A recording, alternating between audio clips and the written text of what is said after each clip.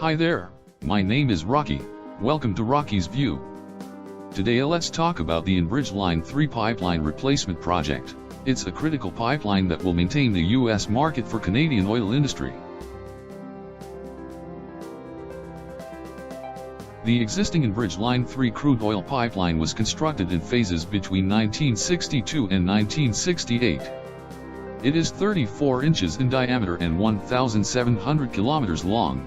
It started from Edmonton, Alberta, Canada. Connects to the major terminal in Hardisty, Alberta. Then continues eastwards into Saskatchewan, where it supplies crude oil to the Co-op refinery, and then continues southeast into Manitoba.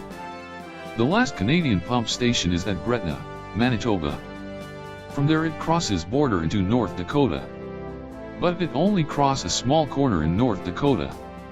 The major US journey is within Minnesota. It crosses Minnesota from west to east, then continues into Wisconsin, until it reached the terminal at Superior, Wisconsin.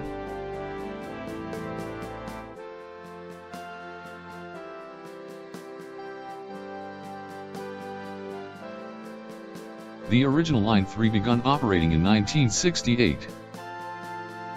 The deteriorating pipeline runs at only half its original capacity. Enbridge proposed to replace the pipeline from 2014, to restore and move 800,000 barrels of oil per day. By 2020, all replacement completed, except the segment within Minnesota. Enbridge's Line 3 replacement project generally follows existing Line 3 corridors, except a segment within Minnesota.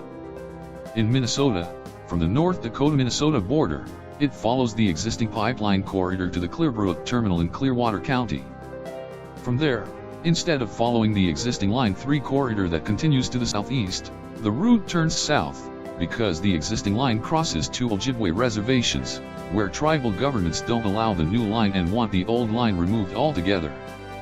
From Clearbrook the route follows an existing crude oil pipeline right-of-way south to Hubbard County.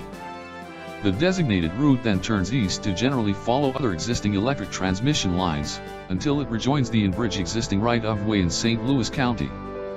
It travels through the Fond du Lac Reservation, reaches the Minnesota-Wisconsin border in Carleton County. For the Minnesota segment, most required approvals have been received. On November 30, 2020, after 6 years of reviews and court battles, the Minnesota Pollution Control Agency granted a construction permit for the project, which was the last hurdle that needed to clear before construction can start. It looks like, if no more surprise happening, Line 3 RP will be completed by end of 2021. Together with existing Line 61, Flanagan South and Seaway Pipeline, Line 3 will transport more crude to the U.S. Gulf Coast.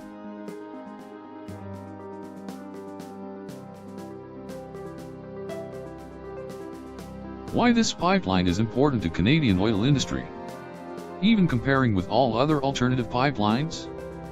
First, not like the North Gateway pipeline, it will be built on the route of existing pipeline, so is much easier to gain support from local government. Second, it's much shorter. The to-be-built segment is only about 1/8 length of the Energy East pipeline. Shorter route not only means lower cost, more importantly it creates less environmental disturbance, and today, this is a key factor for a pipeline to be successfully built. Third, the 60 years old existing line will be removed.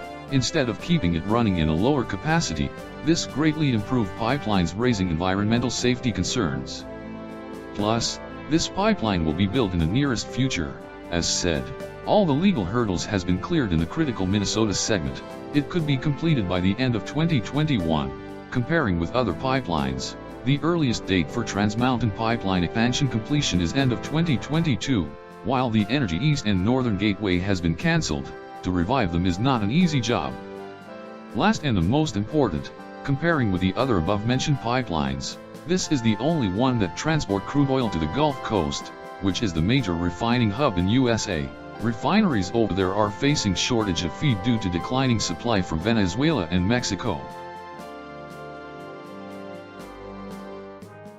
As this EIA map indicating, the US refinery is majorly located in two areas. One is the Midwest area. And the largest refining area is the Gulf Coast area. In this area, refineries are fed in three sources of supplies. One is a Texas area local production. The other two are from Venezuela and Mexico.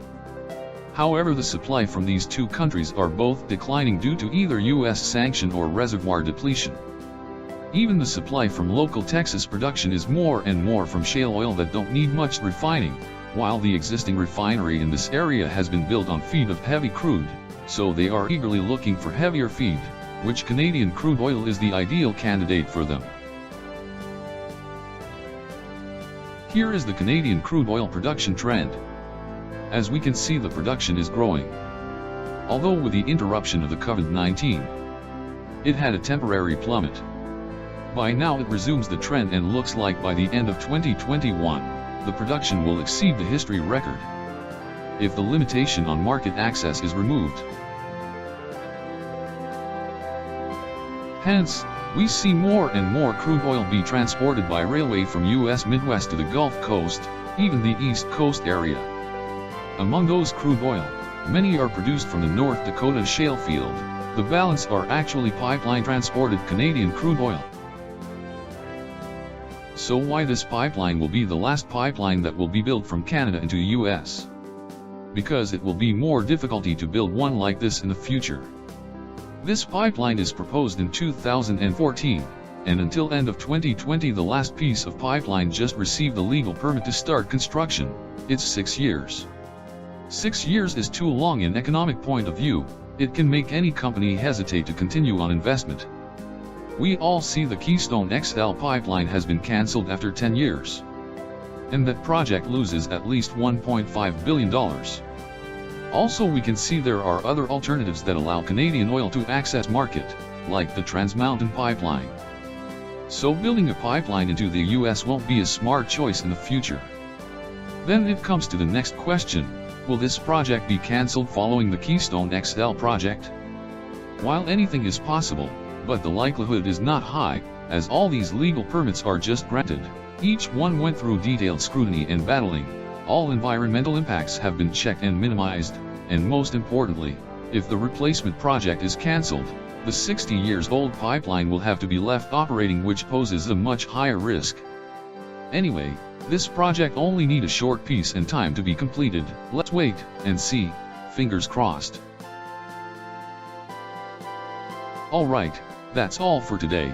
If you like my video, please click the like and subscribe button. Thanks for watching.